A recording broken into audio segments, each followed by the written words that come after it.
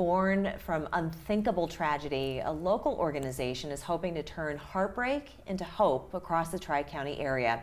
Joining us with their family's mission and a simple charm is Susie Ash, president of Liza's Lifeline, and Doug Warner, Liza's father, its namesake, and board chair. I want to thank you both for joining us here today. And I know that this conversation, though you live it through the organization every single day, I'm sure it's not easy to talk about. But Doug, if you could please share for us for whom this organization is named. It's for our daughter Liza, who, as you mentioned earlier, was murdered by her husband, and then he took his life. We were able to get our 501c3 in 3 weeks. It normally takes several months to get it. Because this is a systemic statistic that obviously there is a need for these lifelines, because we're not seeing a slowdown in domestic violence. There was an organization, I went to a meeting, Sarah Finkelstein put the meeting on. There was a lot of organizations that were trying to help people, but they were at each other's throat, all trying for the same money. Well, that worked things out really good for everybody, so and out of that meeting came Liza's Lifeline. Yeah, Doug, I'm so sorry for your loss. Oh, thank you, I appreciate that. I'm so sorry for your loss. She sounds like she was about to embark on a wonderful adventure in her life. She would have, I really believe she would have been in Hollywood doing cosmetic stuff. She was a cosmetologist. And Susie, you hear these stories and you obviously feel the call to help and to try to put a stop to any more women at the hands of these perpetrators. So tell us about sort of what we're looking at, big picture, here in South Carolina as to what the statistics are. South Carolina consistently ranks in the top 5 when it comes to domestic violence murders. And when you think about the statistics right now, currently the South Carolina law with domestic violence does not include dating violence. So how many... Why is that? Is it just legislation that should be passed? Yes, ma'am. Is that right? Yes, ma'am. Has that been brought to the Capitol? It has been brought to the Capitol. There were 2 bills last year, one that Liza's Lifeline is working on, which is House Bill 3569, and that would give victims, survivors, the ability to get out of their lease without getting an eviction on their lease, and or being held responsible for damages.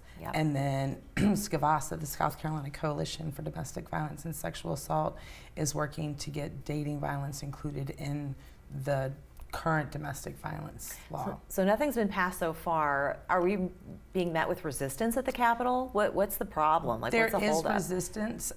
It's got to go through both the House and the Senate in order to become a law. So we're in year 3 with our bill with 3569. It made it through the House, but it didn't make it through the Senate. Currently, it has made it through the House and will go in front of the Senate in January to hopefully 3569 will become law.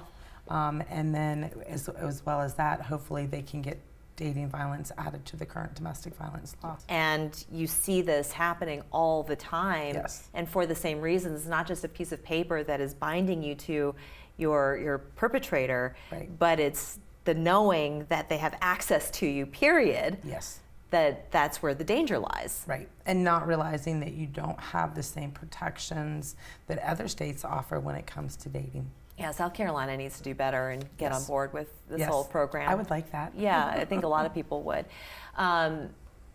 And so through Liza's Lifeline, I know that as a nonprofit, it's not easy to always raise funds, but you've gone in a very creative direction. Yes. And you've given me one of the charms, which is just absolutely beautiful. So tell us a little bit more about the charms and where can people find it, and how does this benefit Liza's Lifeline?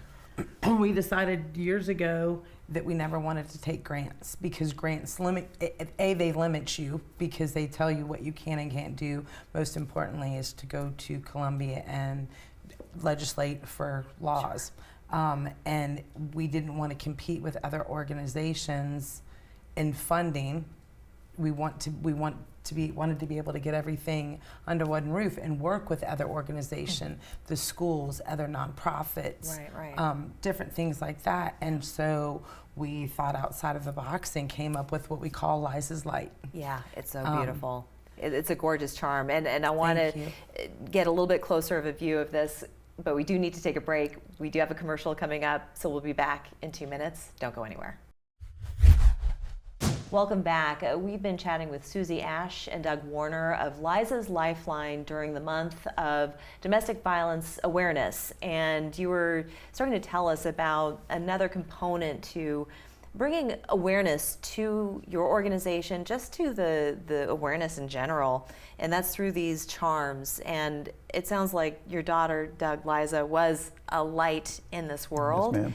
And this is a perfect representation of who she was. Yes. So tell us what the charm itself is and why you chose that to represent her. This is Liza's Light, and we've always said for years that this was the light at the end of the tunnel.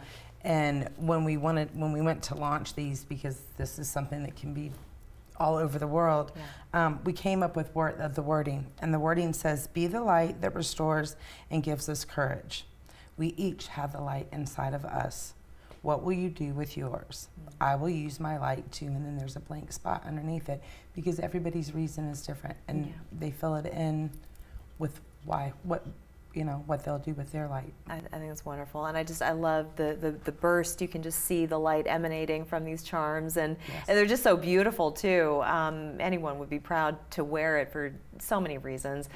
Doug, I wanted to also ask you, what do you wish you had known back then when your daughter's life was cut short, that you know today, that you hope others know for generations to come?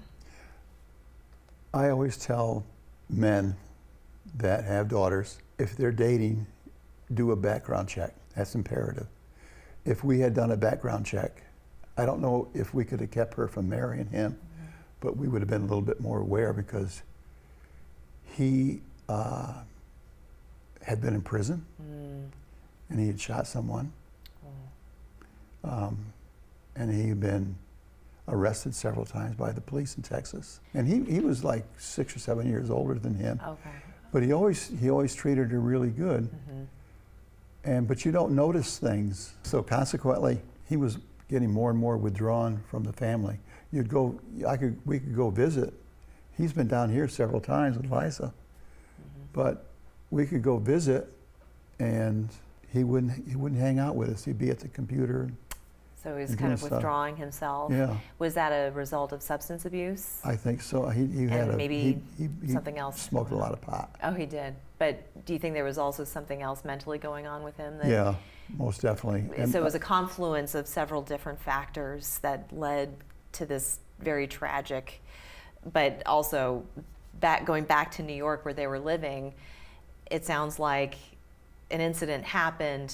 He was at a rehab center. Got out of a rehab center. And Thursday he was in restraints. On Friday he was cured. Friday night he killed Liza. I'm so sorry. And domestic violence is about power and control, right? There are other things that play into it, but the main thing with domestic violence is power and control over somebody. And she was growing at a seminar, a haircutting salon down like Susie said, down in Bumble and Bumble in New York. Right. And big company. She was just there for a seminar, and they hired her. They wanted her to come to work for them as a haircutting consultant. Wow. So she really had, the whole future was almost paved for her at that point, and he couldn't stand it. And she was growing and he wasn't. I'm so sorry. I'm just so sorry. And finally, your organization, though it's named Liza's Lifeline, it doesn't help just female victims of domestic violence. If a man were to come forward, because there are men who are victims themselves, that you would also offer services. We offer support services. We serve the Tri-County area doing education, advocacy, and support services.